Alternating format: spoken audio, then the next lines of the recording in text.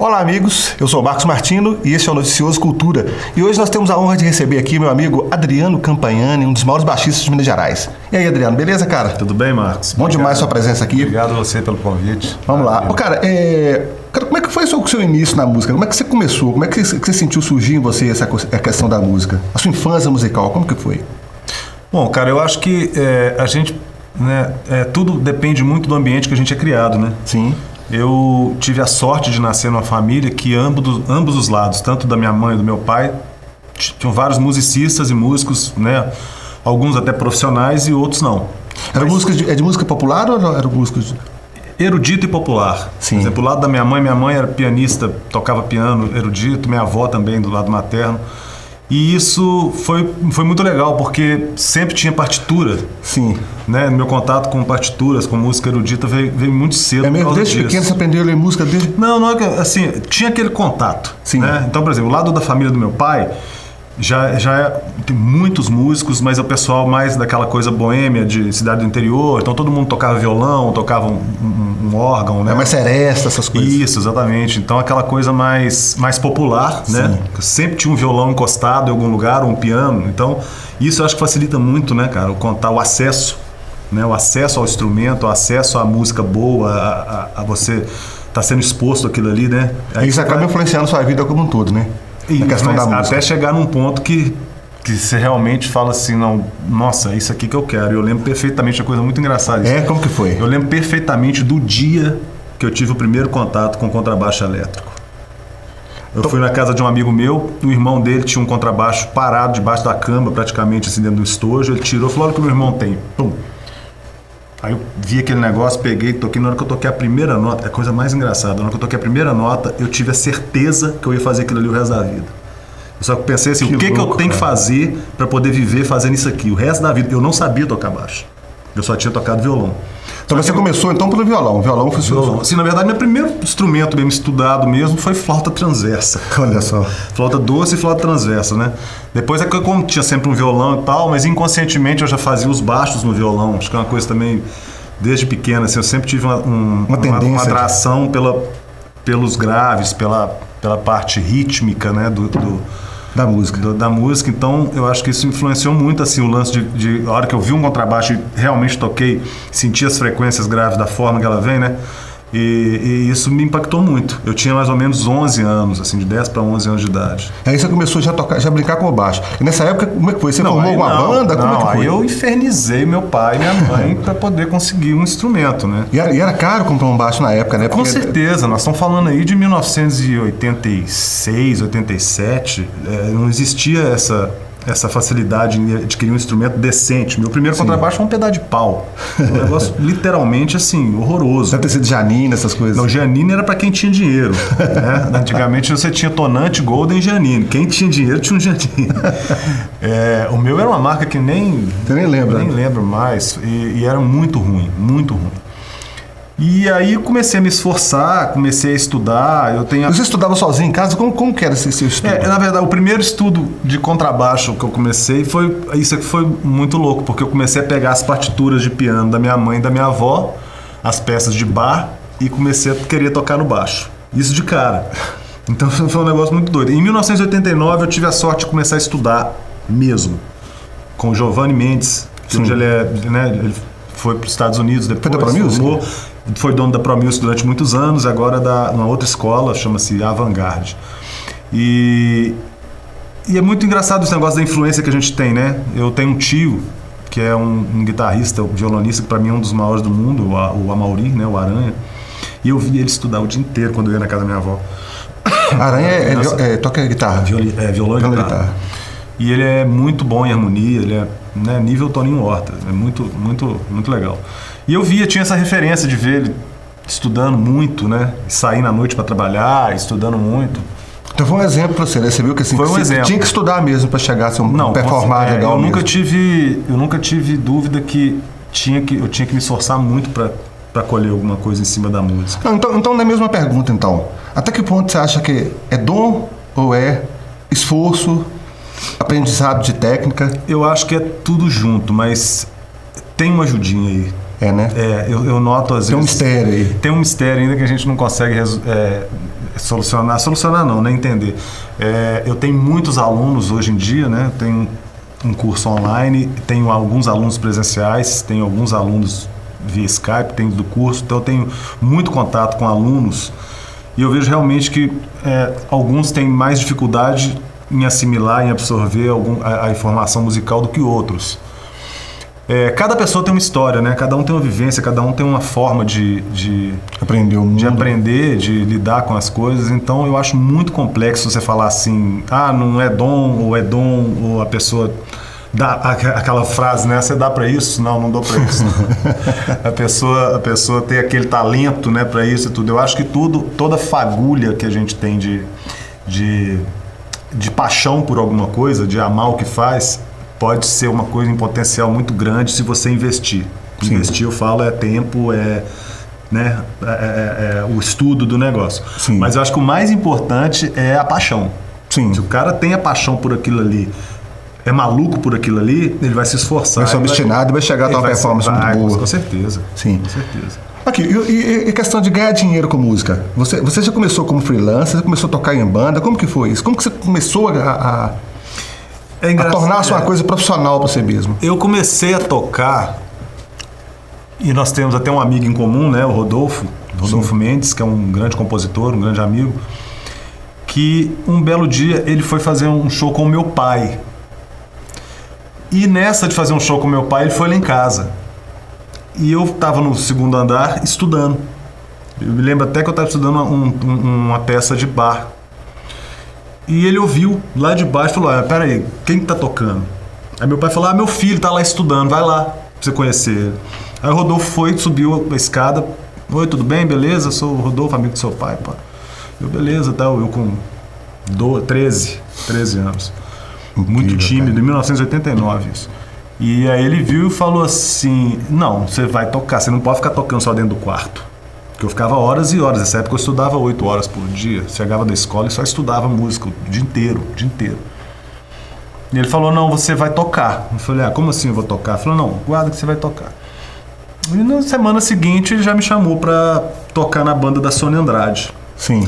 E a minha sorte tremenda, porque eu com 13, 14 anos de idade comecei a conviver com Cláudio Faria, Carlos Henrique Laudares, com músicos assim, que já eram top, muito bons. Top, sensacionais, e eu aquela coisa, né, assim, aí eu entendo realmente a frase assim, você tem que tocar com gente melhor do que você, porque você vai sempre absorver e aprender, né?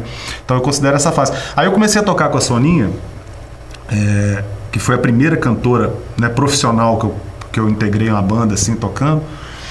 E rapidamente, foi engraçado, começou a aparecer convite de tocar com outras cantoras. E questão de pouco tempo, eu já estava tocando com várias. Né? Aquela coisa assim de agenda de músico freelancer. Já tem um show com ela dia tal, tem que administrar ensaio, e colégio, eu tinha 13 anos, 14 anos. Então isso aí já foi uma coisa que me motivou muito. Falei, opa, dá para trabalhar. Não é só estudar e esperar as coisas, já dá para começar a trabalhar. E isso durou quanto tempo? Porque eu lembro que, na verdade, eu te conheci tocando. Foi exatamente no show da Soninha Andrade que o Rodolfo me levou para ver. Pois é. Rodolfo, nossa, tem um show da menina aí que é muito legal. E quando eu cheguei lá, aí eu te vi tocando, né? Eu comentei com o Rodolfo, nossa, que menino é esse aí? Aí ele falou, você não vai acreditar. Eu falei, o quê? Tem 14 anos de idade. Isso mesmo. Foi em tudo nessa época, então. Foi nessa época. Aí eu comecei a tocar, eu tocava com a Soninha, comecei a tocar com o Júnior Lambert, com Paula Santoro, com Marina Machado. Enfim, eu tinha uma gama assim, de agenda praticamente em torno das cantoras de Belo Horizonte. Isso foi muito bom para mim. E depois disso você começou a tocar você tocou com um bocado de gente, né? Com os artistas brasileiros. Eu tô completando quase 30 anos, né, de profissão. Aqui de Minas, por exemplo, você tocou com quem? Quais assim, esses artistas mais Não, aí foram destacados? acontecendo umas coisas em sequências, por exemplo. Eu fiz um show com a Paula Santoro que o Marco Ribas estava na plateia. Aí o Marco já me contactou na mesma noite para fazer um Jô Soares no dia seguinte. Nossa, mãe. E aquela loucura, né? Juizado de menor, mãe tem que assinar, pai para poder viajar. E começou. E depois do Marco, comecei a trabalhar com... Aí um belo dia eu recebi um telefonema falando assim, olha, o Beto Guedes está mudando de baixista. Você quer participar de uma audição? Eu falei, quero. O diretor musical tinha me ligado, eu fui. eu tinha também, não tinha chegado aos 18, 19 anos. E fui fazer a audição, cheguei lá, tava, né, vários baixistas também, e fiz a audição. No dia seguinte me ligaram, falaram, já tem um show agora e tal, o Beto gostou de você. E uma coisa vai levando a outra, né, cara? Eu acho importante, assim, a gente tem que lembrar que essa época não existia internet. Verdade. Nós estamos falando de uma época que não existia, nem por telefone. Então, se você não fosse até os locais, você não desse uma canja em tal lugar, você não tocasse, as pessoas não conseguiam se mostrar. Não é verdade. As pessoas não conseguiam descobrir que você estava ali, né, disposto e à disposição para poder tocar, para fazer um som. E isso mudou muito hoje em dia, né? Hoje a proporção mudou muito e você consegue que o seu trabalho vá aos lugares antes de você, né? Hoje em dia, com a internet. Pois é, então, você tocou com a Minerada quase toda. Com o Toninho você tocou, com o Beto. Toco até com o Lu também não? Ó, já toquei com... Eu tô completando 20 anos que eu tô na banda do Beto Guedes. Já toquei com o Milton, já toquei com o Lô, já toquei com o Flávio, toco com o Flávio até hoje.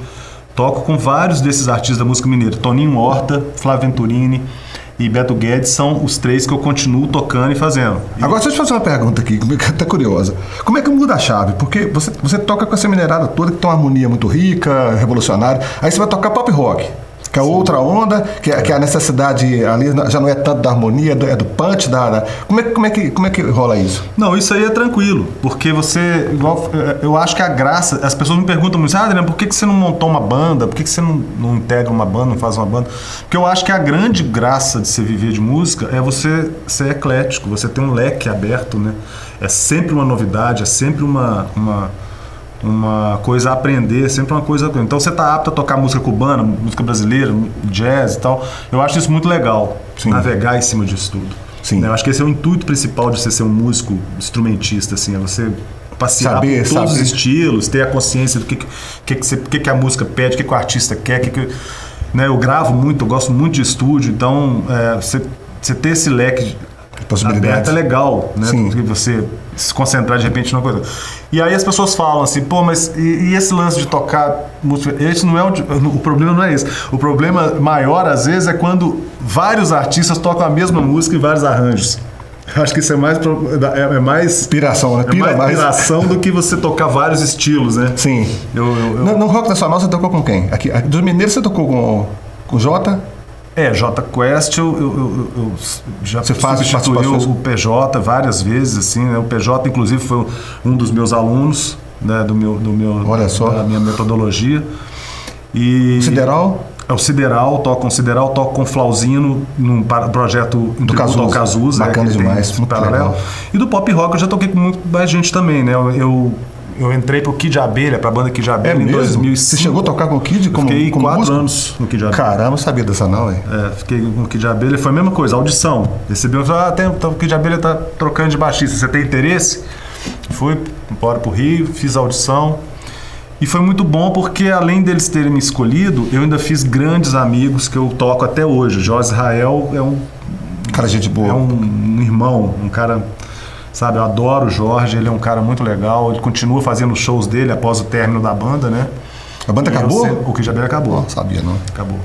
E a Paula continua fazendo shows solo e o Jorge continua fazendo shows dele solo também. E sempre me chama pra tocar. Aliás, ele me chama pra poder montar a banda, pra ser diretor musical. Então isso é uma confiança muito grande que ele tem em mim. O bacana da música hoje da internet é o seguinte, que mesmo acabando não acaba, né? Mesmo acabando o Kid Abelha pode ter acabado, parado das atividades, mas tá tudo lá na internet pra quem quiser ver. Um trabalho muito belo, muito bacana. Muito legal. Trabalhos autorais, quantos trabalhos você lançou? Aí vem aquela questão assim, né? Uma coisa que eu me lembro muito bem, no começo da minha carreira, foram algumas pessoas falando assim, você é muito legal tocar como instrumentista contratado, mas sempre tenha um trabalho autoral. E o meu trabalho autoral começou em 1995, com um encontro que eu tive com o guitarrista Augusto Renó, que é meu parceiro até hoje, e o meu irmão André Campagnani. A gente fez um laboratório, que era o Lizards Trio. Inclusive, o primeiro show do Lizards Trio foi em 1995. O Marcos Martino foi o responsável pela viabilização do teatro. Foi no Teatro da Praça. Pode crer. E dali, então, começou como uma válvula de escape sonora. Porque a gente como Eu sei instrumentista, não podia tocar acompanhando artistas, a gente colocava ali. Era a banda do tesão, né? Era a banda de aplicar o que a gente estudava. Sim. Né? E isso, com o tempo, né? O Augusto também toca com Sagrado Coração da Terra. O André, o meu irmão, também domina praticamente o mercado, né, do sertanejo. Ele é diretor musical do Vitor e Léo. Então, assim, todo mundo tem uma agenda muito grande, né? Mas essa trinca sempre eu fiz questão de manter até hoje, inclusive nos meus discos autorais, que são solo. Não é o Lizard, mas é o meu trabalho, né, autoral próprio. Vou mostrar aqui. Qual que veio primeiro? Primeiro esse aqui. O primeiro. O primeiro é o Adriano Campagnani 1. Isso. Esse disco foi lançado em 2005, no ano que eu entrei pro Kid Abelha. Ah, é? Então você imagina assim, a loucura, né? A turnê do Kid a 1000 e eu vindo pra BH, gravando, chamando as participações. Quem toca com você?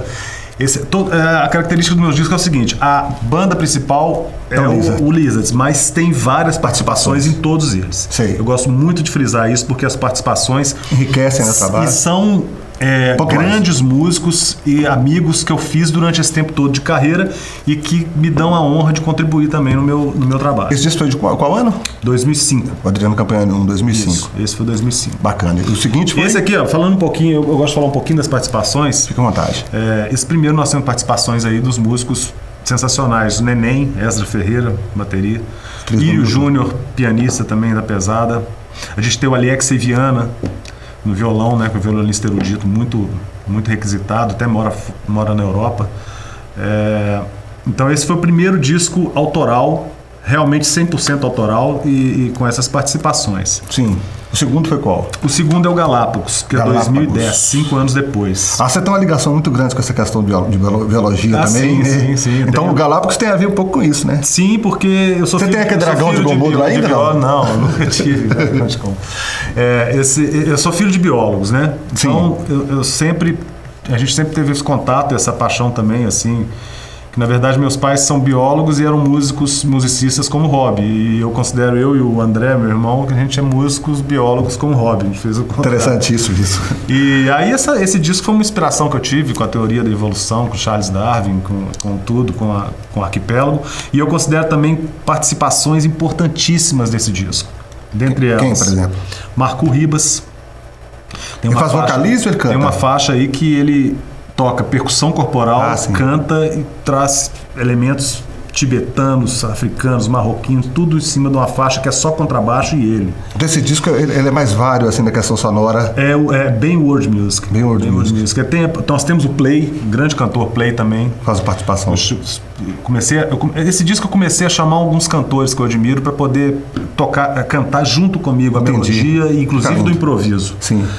E eu tenho uma participação muito interessante nesse disco aí, que é a participação do baixista do Whitesnake, o Uriah Duff, que na época era o MySpace, né? Todo mundo usava, ele me achou através do MySpace, conheceu minhas músicas do primeiro disco e falou: o dia que eu for ao Brasil eu quero te encontrar.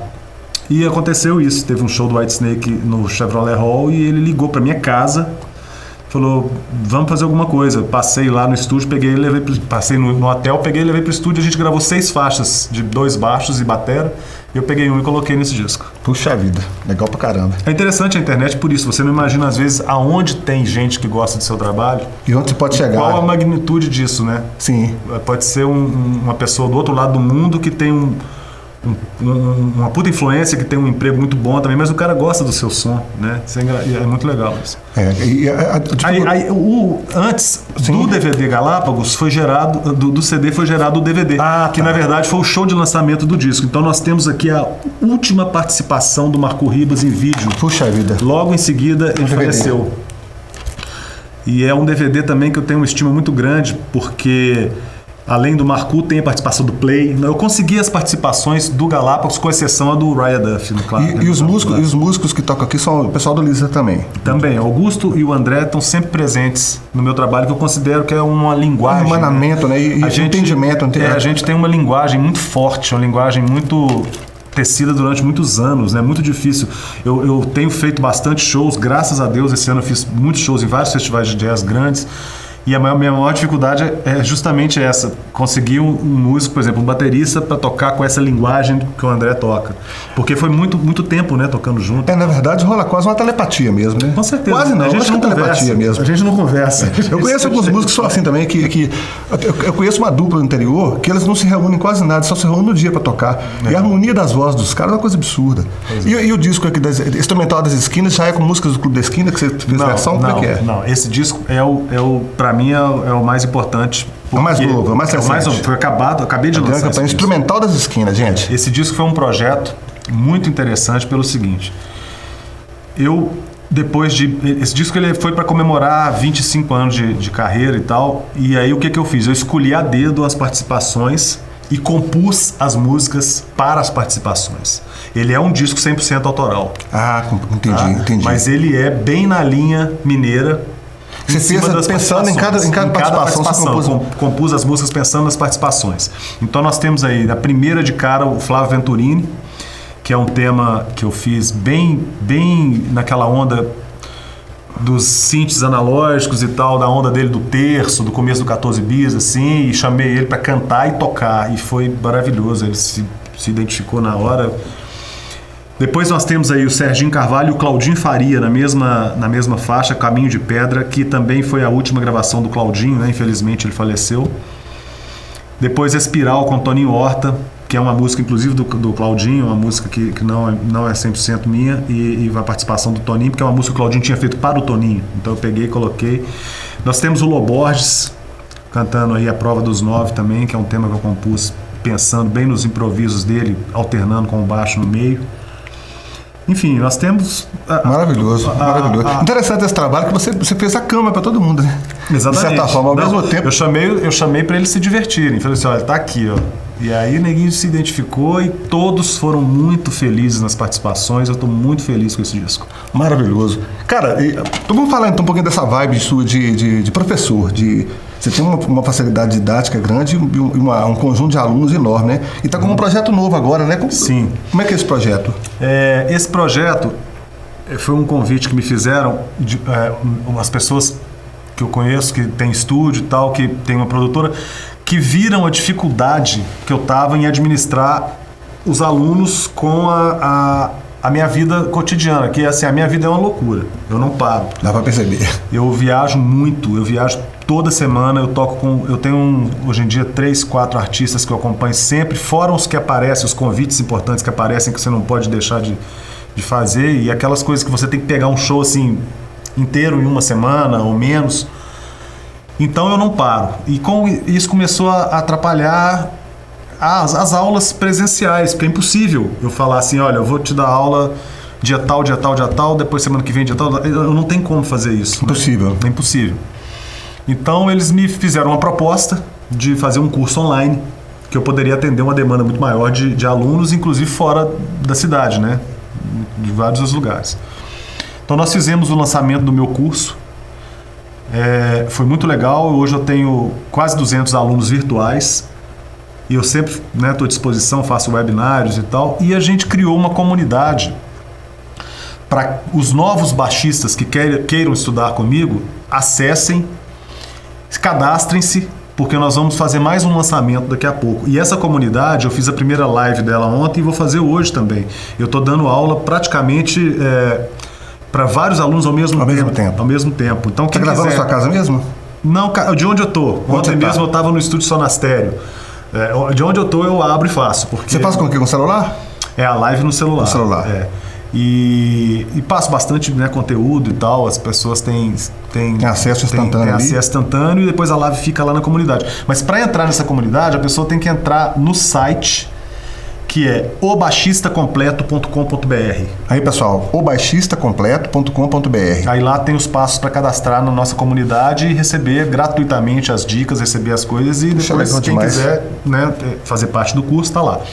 Então, na verdade, eu tenho 2 sites que eu acho importante divulgar, que é esse do curso, e o meu site também, que é mais fácil ainda, www.campagnani.com.br, campagnani.com.br. Anotaram aí, pessoal? Tem todos os meus discos, no Spotify, Deezer, tem todos os links lá. Bacana demais. Cara, e a questão da sua não diria carreira, mas da sua vivência internacional. Você estava me contando também que coisas muito legais aconteceram, né? Do Marcus Miller. Não, a gente, né, com o avanço da internet, a gente tem essa facilidade hoje das pessoas poderem ver seu trabalho. Então, eu acho assim, relevante, tem o prêmio que eu ganhei agora, recentemente, né? Do concurso do Marcus Miller.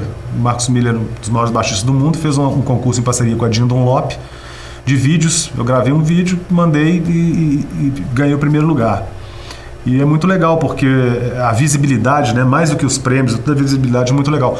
Eu participei de um concurso também, que foi gravado aqui, né, o meu vídeo aqui na produtora que a gente está gravando o programa, que foi da Oriente, da guitarrista do Michael Jackson, a ex-guitarrista do Michael Jackson, no qual ganhei um prêmio também, uma guitarra PRS assinada por ela e tal. E o mais legal que eu acho dessa experiência internacional são os convites que aparecem, né? Sim. Então, assim, esse ano eu participei de um show muito legal, muito importante, que foi um tributo ao Burt Bacharach e a Dionne Warwick. E quem veio de Los Angeles foi a Cheyenne Elliott, que é a neta da Dionne. E eu fui o contrabaixista, me contactaram de lá para poder fechar esse show e tal, e eu achei isso muito legal, assim, muito bom, porque, né, quem toca nessa gig lá é o Nathan East, que é o baixista do Eric Clapton. Então foi muito importante para mim você estar tocando numa gig internacional feita originalmente com um baixista que eu admiro muito e sou fã há muitos anos. Então esse eu acho que é a vantagem que a gente tem hoje da internet, o seu trabalho chegar nos lugares que você não, que às vezes você recebe um convite que você não esperava, porque alguém viu o seu trabalho na internet, né? Seja no YouTube, seja nas redes sociais, né? Muito legal. Cara, uma outra coisa, sobre a questão do mercado da música instrumental hoje. Instrumental é mais da sua vivência, né? Sim. Como é que você está vendo esse mercado? Tem muito festival, muita coisa boa acontecendo? Dá para viver disso? Tem. Dá. Eu acho até mais legal. A gente tem essa ideia de que o músico contratado, ele trabalha muito com artistas, né? Como instrumentista. Mas o músico que tem o trabalho próprio dele, em qualquer estilo que seja, como o meu é instrumental, e eu sempre levei muito, né, sempre levei muito a sério a minha carreira solo, faço bastante workshops. Eu tenho notado que de uns anos para cá, as pessoas têm um pouquinho são um pouco equivocadas a respeito disso. Falar a música instrumental está em baixa, a música instrumental não existe mais, não dá para viver de música instrumental. Mas a realidade é bem inversa, porque o que acontece? Nós temos hoje uma quantidade imensa de festivais de jazz, principalmente nos interiores, coisa que não tinha antigamente. Bacana demais. Né? Assim, esse ano foi um ano que eu trabalhei mais com o meu trabalho próprio do que com os artistas. E olha que eu toco com artista pra caramba. E como é que esses festivais são bancados? Lei de incentivo, né? 100%. 100% lei de incentivo. 100%. Ou lei estadual, ou lei federal, ou algum fundo municipal. Mas não tem como viabilizar um festival sem ter algum apoio, algum subsídio, algum apoio, porque os custos são altos. São festivais que atendem uma demanda gratuita, né? Sim. Você não pode cobrar das pessoas. E isso, para a música instrumental, é o filete de vida da música instrumental. Pois é. Então, gente, essa questão de o tempo inteiro detonar a lei de incentivo, essa coisa toda que só leva dinheiro para os grandes. Exatamente. Eu também acho leva também. Mas tem muita coisa boa acontecendo através das leis. Não só separar o joio do trigo, né? Exatamente. Eu acho que isso falta um pouco, as pessoas lerem um pouco mais e discernimento. Porque você toca, é só você observar. O próprio cartaz, o próprio coisa, sempre vai ter lá Ministério da Cultura, lei federal, lei estadual ou fundo municipal. Então, assim, prestar um pouquinho mais de atenção nas coisas legais que você gosta e você vai perceber que tem, sabe? A coisa que eu te falei do interior eu acho muito interessante, porque eu conheço festivais, por exemplo, de Governador Valadares, que já é quase a 20ª edição do festival. No começo, era bancado pela iniciativa privada. Depois o negócio tomou uma proporção tão bacana, tão legal, que eles entraram com o projeto e começou a aparecer os patrocinadores por causa do projeto, porque é um projeto de qualidade. Então a coisa da música instrumental, ela está muito ligada com isso, ao acesso. As pessoas não têm acesso à música instrumental nas grandes mídias, mas têm o acesso gratuito nos festivais. A pessoa conhece, às vezes, um artista de fora, que é importante, que a gente conhece, a gente que é músico, mas a população, em geral, não sabe quem é. Por quê? Porque não tem acesso. Sim. Né? E música de qualidade, né? que é uma coisa... De mega qualidade. Mega qualidade. Que é necessário até para a questão da educação do povo mesmo, para ouvir boa música. É cultural, né? Para melhorar o nível geral. Aí já diz, é cultura, né? Sim, com certeza. Já abrange isso aí. Cara, nós estamos mais ou menos chegando no final aqui. Eu queria que você deixasse assim, falasse assim, projetos para o futuro, o que vem aí do seu trabalho, o que tá para vir? Legal. Bom, eu tô em pleno lançamento do meu último disco, né? Desse Instrumental das Esquinas. E vou fazer agora, no começo do ano, o DVD do Instrumental das Esquinas. Quando vai ter show do Instrumental? Vai ter show em breve? Cara, teve vários esse ano aqui. Em Belo Horizonte eu fiz, inclusive, na Autêntica, um festival muito legal que chama Circuito Instrumental. E estou fechando a agenda para o ano que vem. Quem acessar o meu site vai poder... as redes sociais, eu estou sempre postando as agendas e tal. E... Isso como é que é? Contratação? Te contratam ou você inscreve nos festivais? Como é que acontece isso, essa questão desses shows que você fecha? Ou você geralmente é contatado mesmo? Eu sou contatado. Normalmente as pessoas procuram, né? Sim. Mas por quê? Porque viram em algum lugar. Sim. Né? A gente tem sempre que botar do nosso trabalho agora na internet para poder os contratantes terem acesso e vai. E muita coisa também eu acho legal, assim, você toca a primeira vez num festival, por exemplo, esse de Valadares, já toquei em 6 edições. Sim. Então, assim, o público... responde tanto e pede, que aí acaba que você volta, né? Isso eu acho uma coisa interessante. O público da música instrumental em si, ele é um público muito fiel. Ele gosta de um tipo de som, ele vai onde for, ele corre atrás.